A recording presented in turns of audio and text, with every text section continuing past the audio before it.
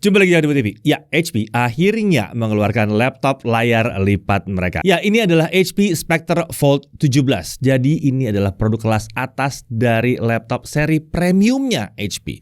Prosesornya udah pakai Intel Core generasi ke-12 dengan 10 core di dalamnya. Untuk RAM udah pasti LPDDR5 dengan SSD PCIe Gen 4. Layarnya masif 17 inci. OLED 99,5% DCI-P3, ada 2 Thunderbolt 4 juga. Tentunya laptop ini juga sudah punya sertifikasi EVO, jadi dijamin punya performa yang gesit, baterainya irit, dan punya fitur kekinian yang super lengkap.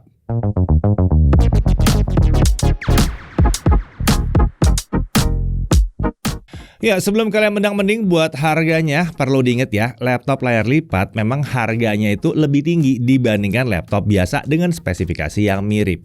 Hal yang sama juga terjadi pada perangkat layar lipat lainnya, seperti smartphone misalnya ya. Salah satu yang dicari dari laptop ini adalah pengalaman pakainya yang unik dalam menunjang berbagai aktivitas hariannya. Dan penggunaannya jadi dinamis, tapi tetap dengan penampilan yang premium dan tentunya mudah dibawa-bawa. Nah, kita mulai aja pembahasannya mulai dari spesifikasi utamanya. Pertama, prosesornya adalah Intel Core i7 1250U, fabrikasi Intel 7 base, powernya 9 watt. Dia punya 10 core, 12 thread, yang terdiri dari 2 performance core atau P-core dan ada 8 efficient core. Lalu Intel Smart Cache-nya ada 12 MB. Nah, penggunaan prosesor Core generasi ke-12 ini adalah karena tidak ada Core generasi ke-13 yang base powernya 9 watt. Adanya hanya di generasi 12 aja. Ya, jadi jangan, ya kenapa nggak 13? Kuno. Nggak gitu. Adanya cuma di 12 ya. Mungkin nanti ada lagi di 14 atau di 15. Kemudian untuk integrated graphics, Intel Iris Xe Graphics dengan 96 execution unit. Integrated graphics ini tentunya sudah mendukung fitur Intel QuickSync dan akselerasi video AV1. Untuk memori atau RAM, dia langsung terpasang 16 GB LPDDR5 5200 MHz dual channel 128 bit. Ini RAM onboard ya, jadi emang nggak bisa di-upgrade. Tapi untungnya udah gede dan udah kenceng. Untuk storage-nya 1 TB SSD M.2 NVMe dengan jalur PCIe Gen 4x4.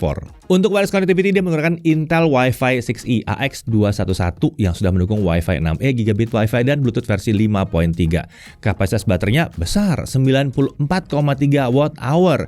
OS atau operating sistemnya adalah Windows 11. Nah, untuk body, form factor-nya ini adalah foldable laptop, barang langka ya. Perangkat ini terdiri dari unit layar atau tablet dan keyboard yang terpisah.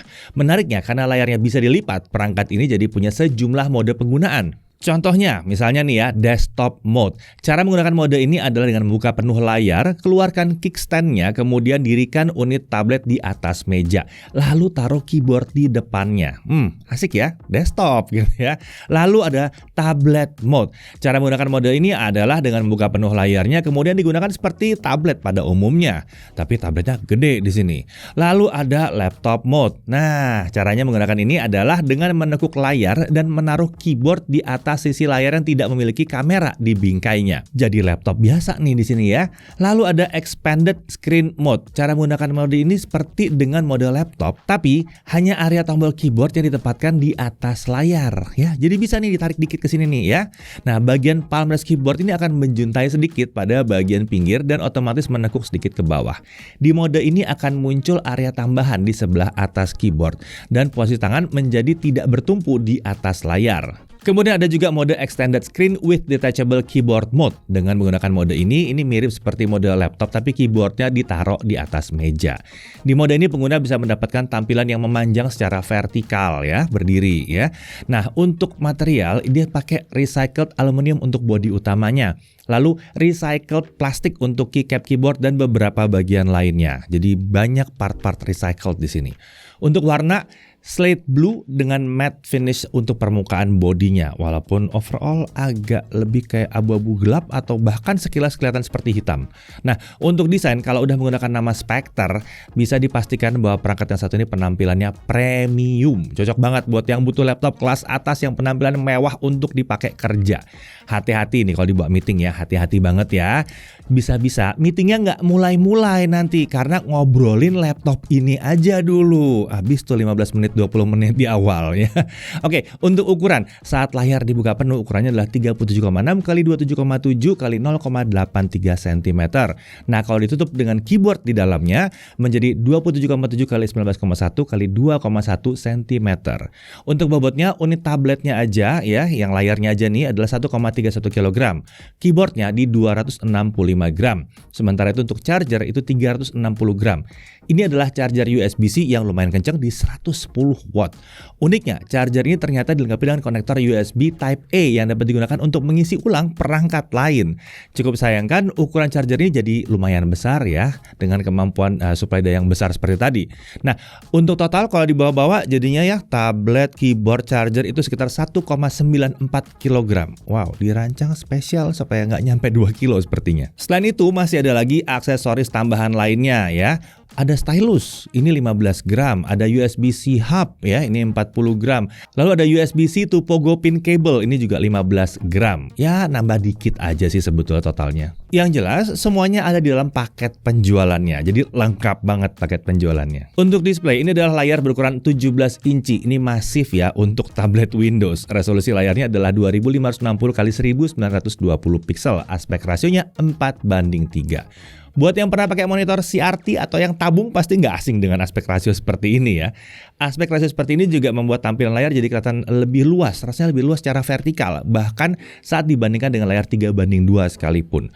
Oleh karena itu layarnya cocok banget untuk digunakan browsing website dengan halaman memanjang ke bawah, membaca dokumen misalnya, programming, wah mantep bener yang satu ini. Mau dipakai spreadsheet untuk Excel, wah ini sih mantep ya, luas di sini. Layar seluas ini juga membuat tampilan beberapa aplikasi tidak terlalu kecil nih jadinya, walaupun ditampilkan secara bersamaan berbarengan di satu layar. Sementara itu kalau menggunakan mode laptop, ukuran layar yang aktif akan mengecil jadi 12,3 inci. Resolusinya yang tampil di sini adalah 1920 x 1255 pixel. Tentunya ini adalah panel OLED ya. Ya ini memang panel yang umum digunakan pada sebuah laptop layar lipat. Ya smartphone juga sama ya.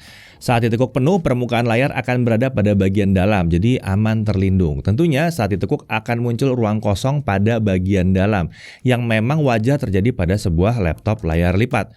Munculnya ruang kosong ini emang disengaja nih ya, sehingga modul keyboard tuh bisa disimpan di situ, diselipin di tengah-tengah situ. Untuk kemampuan panelnya, menurut HP, tingkat kecerahan maksimalnya adalah 400 nits di mode SDR dan 500 nits saat HDR aktif dengan color gamut di 99,5% DCI-P3.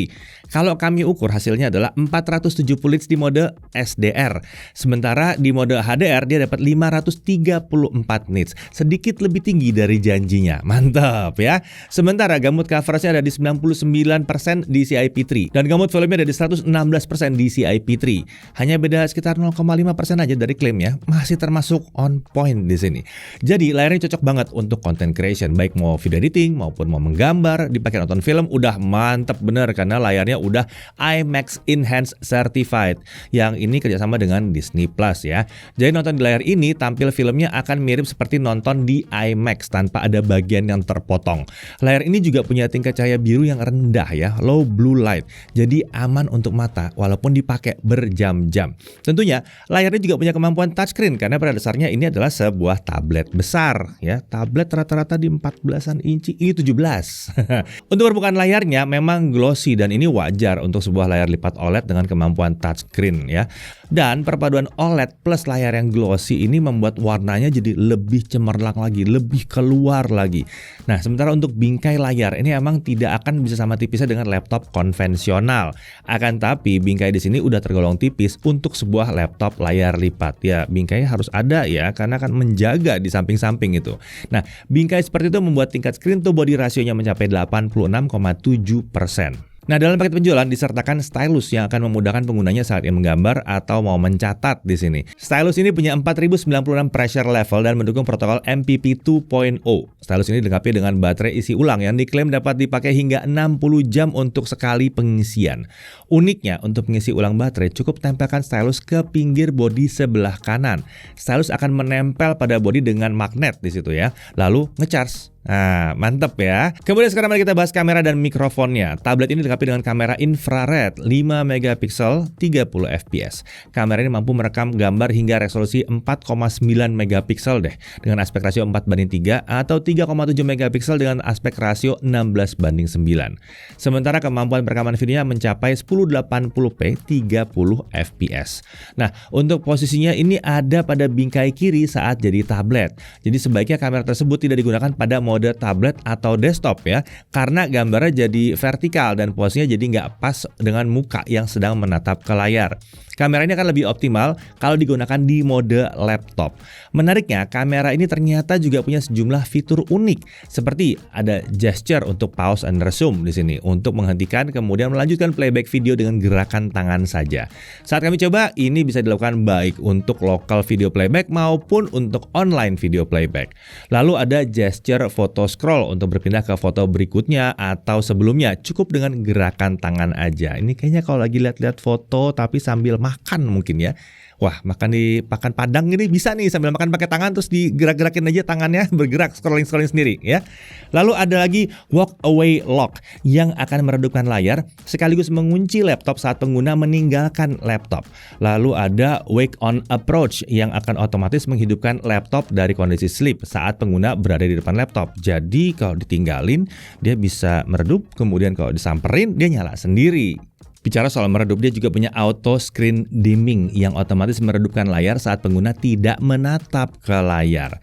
Dan ada juga privacy alert yang akan memberikan notifikasi sekaligus mengaburkan tampilan layar saat ada yang ngintip di belakang ya. Lalu ada screen distance yang akan memberitahu pengguna kalau jarak dengan laptop terlalu dekat ya. Ada screen time juga yang akan memberitahukan sudah berapa lama pengguna menatap ke layar.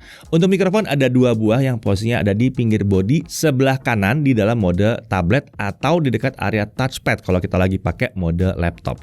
Nah, untuk kemampuan kamera dan mikrofonnya kurang lebih seperti ini.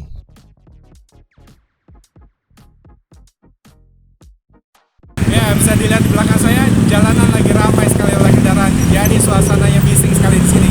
Jadi gimana nih kualitas rekamannya?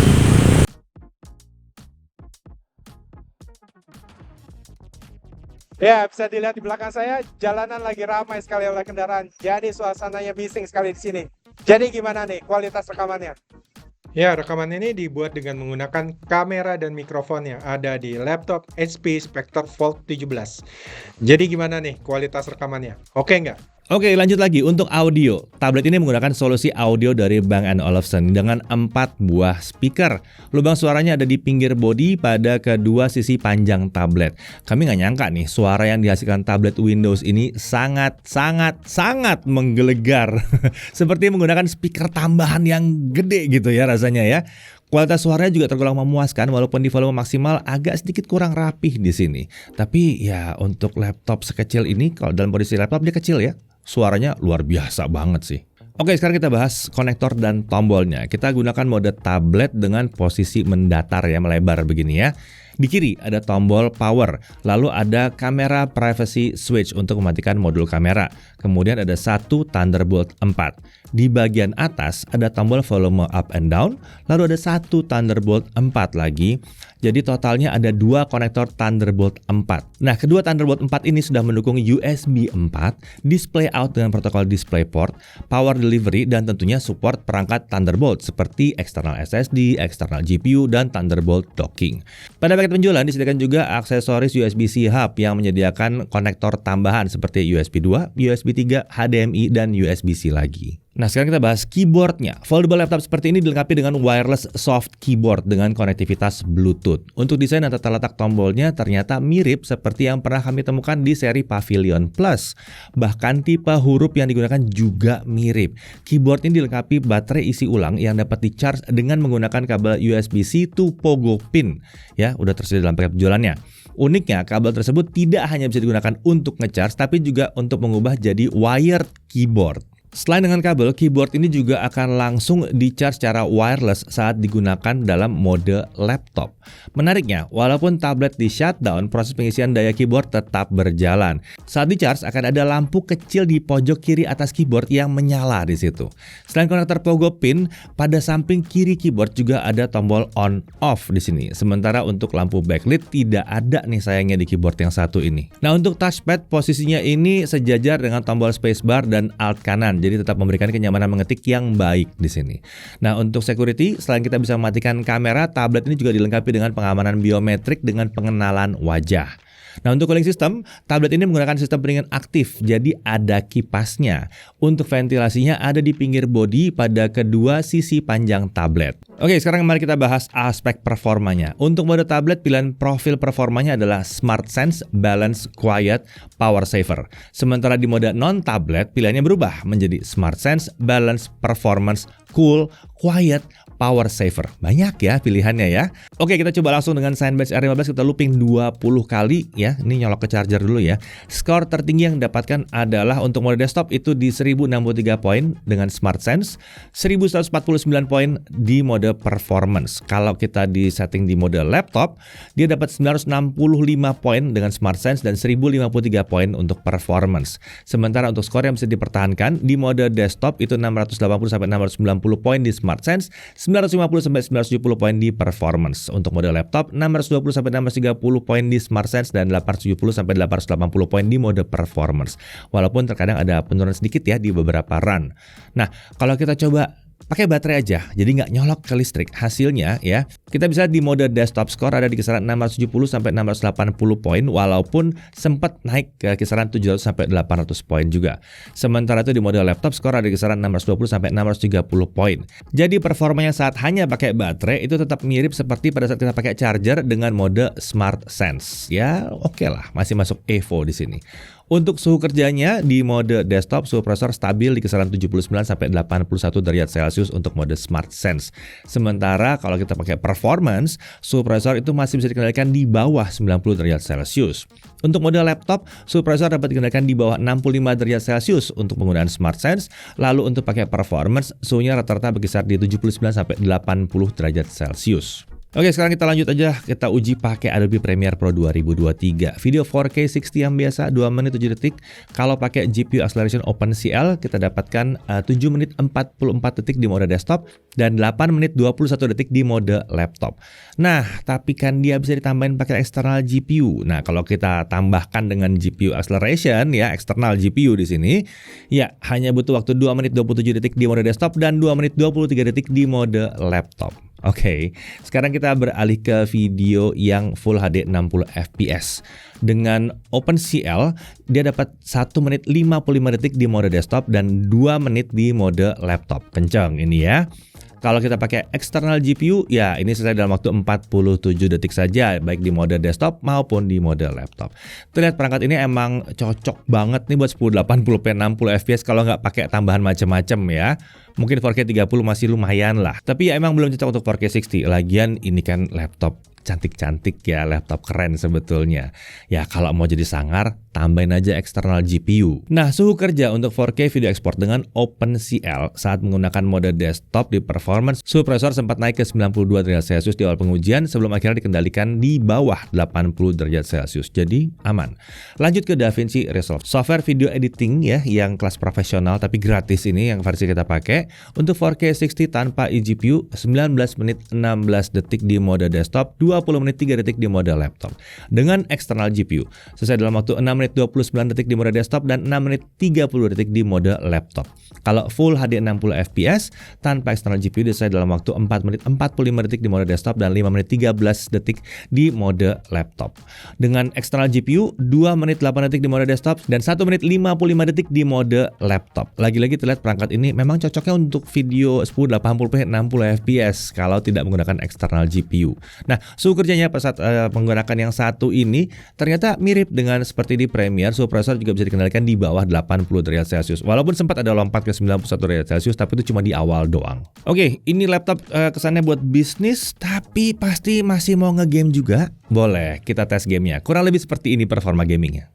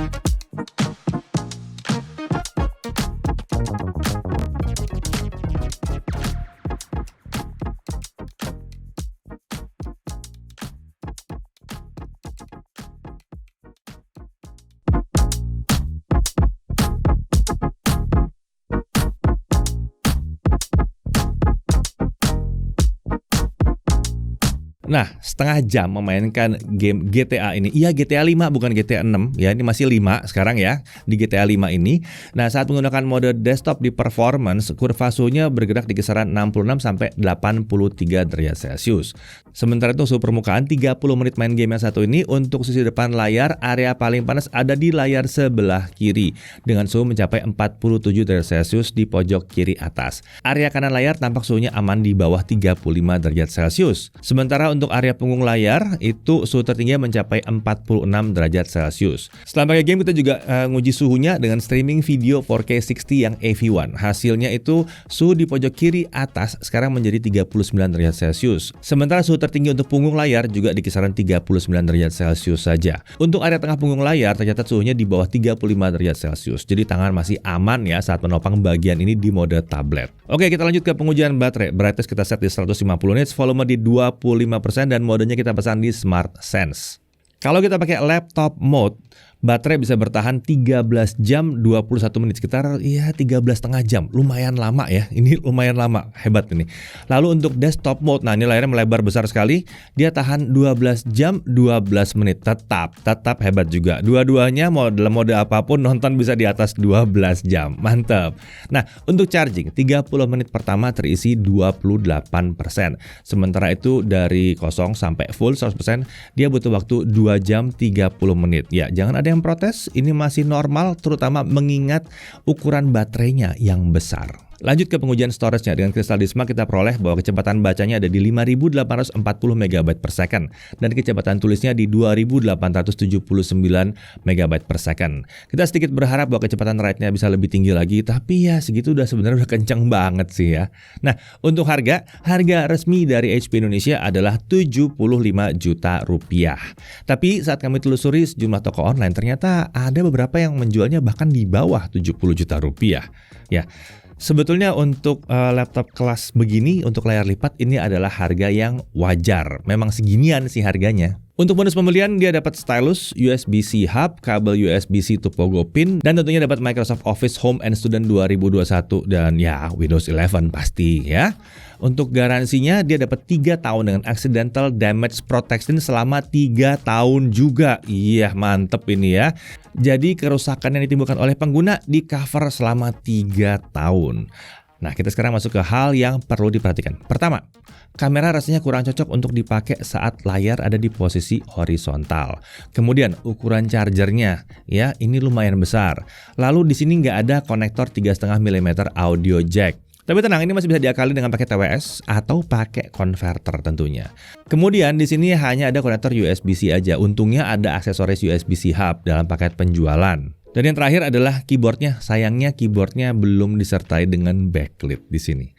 Lanjut untuk poin menariknya, kita lihat bahwa penampilannya premium banget ini, H-series Spectre banget. Lalu dia sudah memenuhi sertifikasi EVO ya. Ini berarti memang dia sudah memenuhi banyak kriteria ya, banyak banget kriteria yang disyaratkan oleh sertifikasi EVO itu sendiri. Kemudian layarnya dapat dilipat. Ini jadi skenario kerjanya jadi unik-unik nih di sini. Ukuran layar juga masif 17 inci, tapi footprintnya itu seperti bawa laptop 13 inci kalau dibawa-bawa gitu ya. Footprint seperti ini membuatnya cocok digunakan di meja yang sempit seperti meja pesawat atau di meja kereta api misalnya. Lalu kemudian balik lagi ke layarnya. Kalau dibentangkan ini jadi layar 4:3. Wah, ini ruang vertikalnya lebih luas nih untuk kerja, nyaman sekali. Dan ini adalah layar OLED 99,5% DCI P3.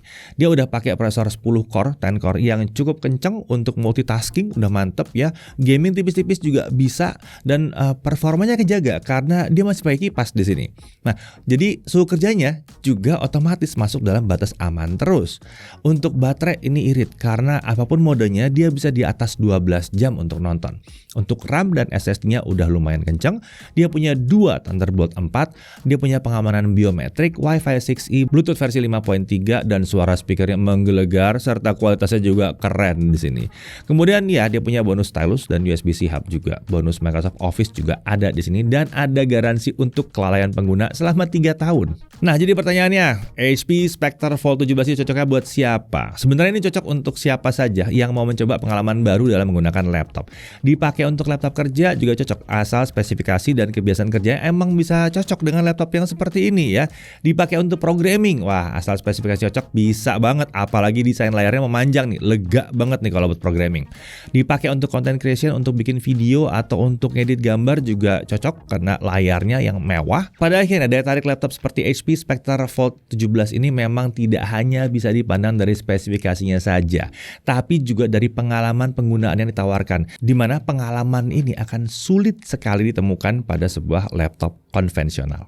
Saya Didi Irfan, Jakarta TV.